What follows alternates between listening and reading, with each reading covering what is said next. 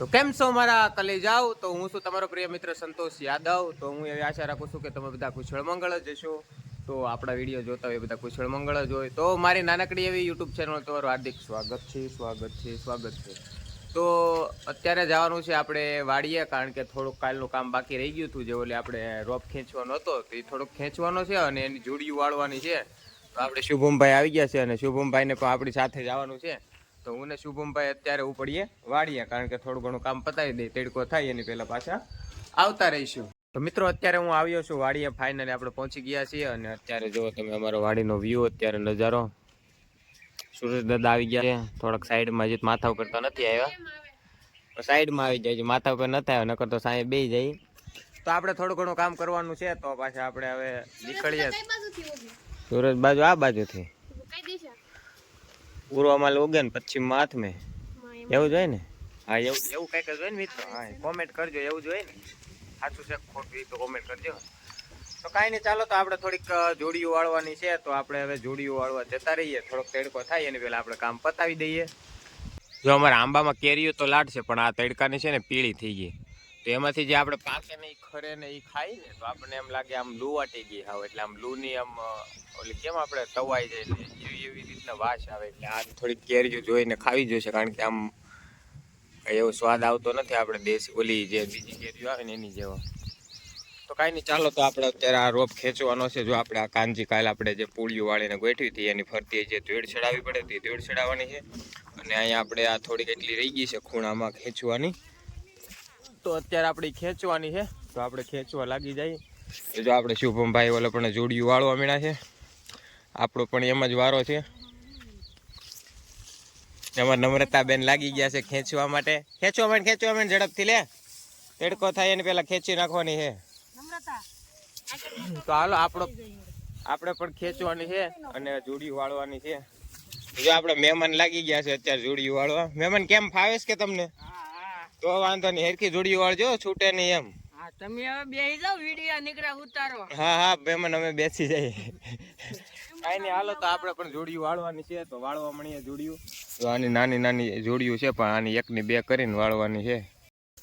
તો હું આવ્યો છું અત્યારે બગીચામાં આટો મારવા માટે અને જમરૂખ ખાવા માટે.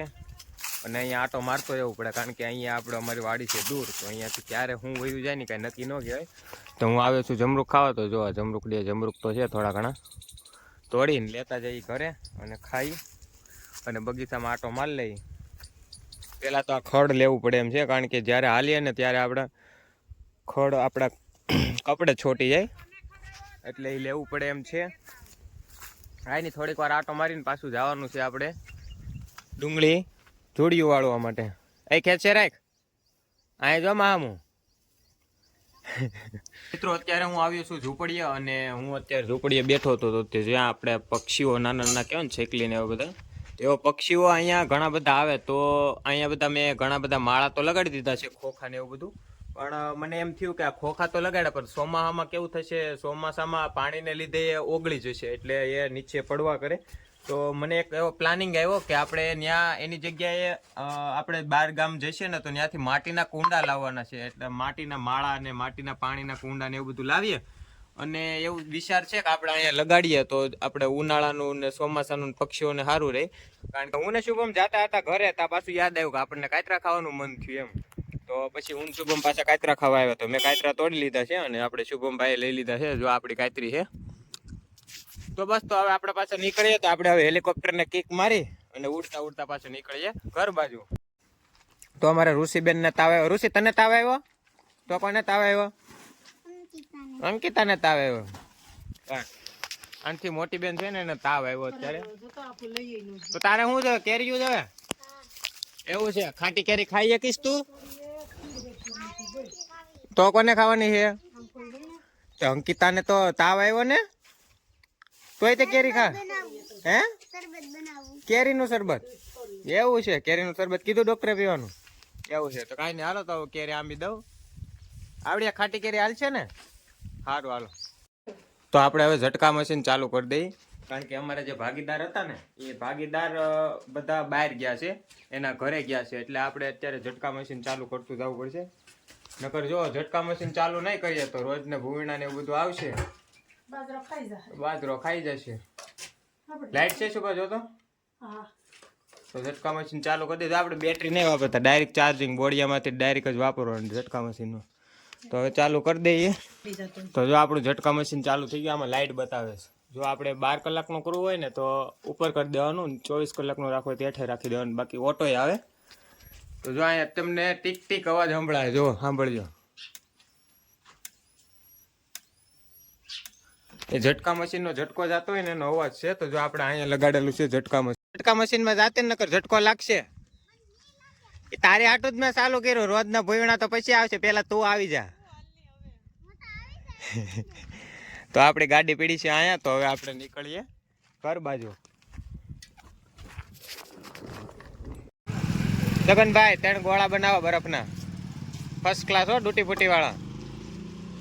સારો બનાવજે, એલા ઝીણો વાતરજે. હા, બાકી હું અહીંયા મૂકીને વયો જાય. એટલી ડૂટી ફૂટી નાખવાની એ સગન દાદા.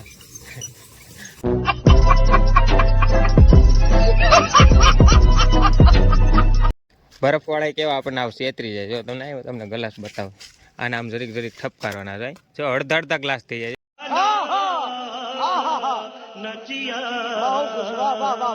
જો કેવી કેવી શીખણાઈ કરે જો ને. જો ડૂટી ફૂટી તમે જો ખાલી. એ તો આજ વિડીયોમાં મેં લીધા ને એટલે થોડી થોડી વધારે નાખી. બાકી તો બાકી જો આ સગનભાઈ બનાવે ને, આ સગનભાઈ આ સગનભાઈ હાલ ભાઈ ફર્સ્ટ ક્લાસ બનાવી નાખ. તો ફાઇનલી મિત્રો, તમારો દોસ્તાર મિત્ર જે હોય એ તો અત્યારે આવી ગયો છે દુકાને. અને આપણે દુકાને લાગી છે આપણને ગરમી. તો હવે અત્યારે આપણે ફ્રીજ ખોલીએ ને કંઈક ઠંડુ ખાઈએ. આઈસ્ક્રીમ જો આ છે આઈસ્ક્રીમ કોણ. તો આપણે આઈસ્ક્રીમ, ઓહ આઈસ્ક્રીમ તો બગડી ગયા. જો મિત્રો, જો આ 5 વાળું આઈસ્ક્રીમ, આની અંદર નીકળું કેમિકલ જ આવે, કાંઈ સારા સરખા રહેતા નહીં. જો તમને હું બીજું બોક્સ કાઢીને બતાવું. જો 5 વાળા કરતા છે ને 10 વાળા 15 વાળા એમ ખાજો. જો આ 5 વાળું જુઓ તમે. હજી બીજા બતાવું તમને. જો આ 5 વાળું, આ 5 વાળું. તો મિત્રો, આમાં અમને નફો જરાય નથી મળતો. મળે એકાદો રૂપિયો મળે, પણ જો આ બધા બગડી ગયા ને એના લીધે અમારે જેટલો મહિના દિવસનો નફો મળતો હોય ને એ બધો જો આવા 2-3 બોક્સ બગડી જાય ને એટલે બધો નફો અમારે વયો જાય. હજી જો અમારે એવા 2 બોક્સ અહીંયા પડેલા, જો એક અહીંયા છે, એક ઓલી બાજુ છે. એવી રીતના જે 2-3 બોક્સ પડેલા છે. પણ જો આઈસ્ક્રીમ અત્યારે બગડી ગયેલા નીકળ્યા તો એ અત્યારે અમારે એવું ફેંકી દેવા જોઈએ, કારણ કે છોકરાને પણ ખવડાવાય નહીં. તો હવે એને ફેંકી દઈએ આપણે. ચાલો, તો આપણે આવ્યા હતા અત્યારે અજંટાની આઈસ્ક્રીમ ને ક્વોલિટી વાળા. તો આપણે જો એટલો સ્ટોક આજે ઉતારી લીધો છે. હમણાં મેં આઈસ્ક્રીમ ખાલી કર્યા ને એટલે જ કર્યા આપણે, કારણ કે બગડી ગયા હતા એક તો, અને એક તો ફ્રીજમાં બહુ ટ્રાફિક હકડાતી હતી એટલા માટે નવો સ્ટોક આવવો નહોતો એટલે મેં એને ખાલી કરી દીધા. તો આપણે હવે ફ્રીજ આપણું ખાલી ખાલી લાગે છે. તો હવે એને ગોઠવી દઈએ આપણે. તો હું બેઠો તો દુકાને અને ત્યાં એવું થયું કે 99 પડી ખૂટી ગઈ. તો 99 પડી ન હોય તો માવા તો બને નહીં. તો માવા ન હોય તો એના વિના દુકાન અધૂરી કહેવાય. તો અત્યારે આપણે જવાનું છે માવાની પડી લેવા માટે. તો આપણો રહ્યો વ્હાઈટ ઘોડો, તો આપણે લઈને હવે નીકળીએ પડી લેવા માટે.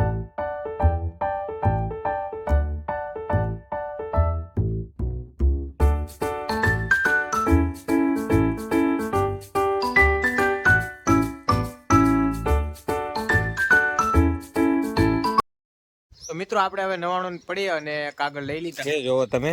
તો બસ હવે આપણે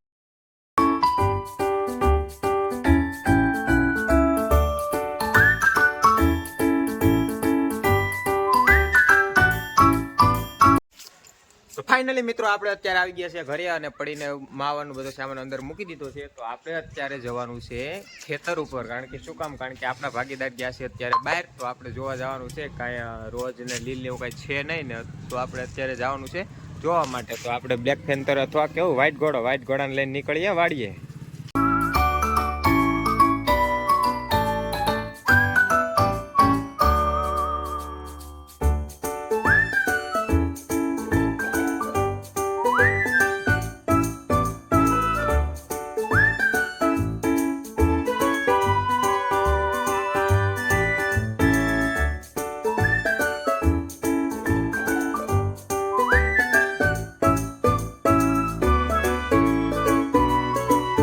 ફાઇનલી મિત્રો તમારો ભાઈ પહોંચી ગયો છે અત્યારે વાડીએ અને આપણે હવે જોઈ લઈએ પહેલા તો ઝટકા ચાલુ છે કે નહીં, કારણ કે અત્યારે 7 વાગ્યા છે તો 7 વાગે લગભગ ઝટકાનું બંધ થવાનો કંઈક ટાઈમ હોય એવું હોય છે. તો કાંઈ નહીં, આપણે તો અત્યારે ઝટકા ચાલુ છે તો આપણે જોઈ લઈએ કેવો ઝટકા લાગે એમ. તો આપણું ઝટકા વર્ક કરે છે એવું લાગે તો છે, કારણ કે જો અહીંયા પટાકો બોલે છે જો, એટલે આ ઉપરથી ફાઇનલ એવું થાય છે કે આપણું ઝટકા કામ તો કરે છે. તો કાંઈ નહીં, આપણે અહીંયા આટો મારવા આવવાનું હતું તો આપણે ખેતરમાં આટો મારી લીધો છે જો. તો બસ હવે આપણે નીકળીએ ઘર બાજુ, કારણ કે આપણે ઘરે જઈને હજી દુકાન પણ પાછી ખોલવાની છે. તો બસ, તો આપણે હવે આજના વ્લોગને અહીંયા જ પૂર્ણ કરીએ. તો આપણી ચેનલમાં નવા હોય તો મિત્રો આપણી ચેનલને લાઇક શેર અને સબસ્ક્રાઈબ કરી દેજો, અને જૂના હોય તો સપોર્ટ કરતા રહેજો, નવા હોય જૂના હોય સપોર્ટ કરતા રહેજો. તો મળીએ હવે નેક્સ્ટ વ્લોગમાં. તો બધા મિત્રોને જય શ્રી રામ.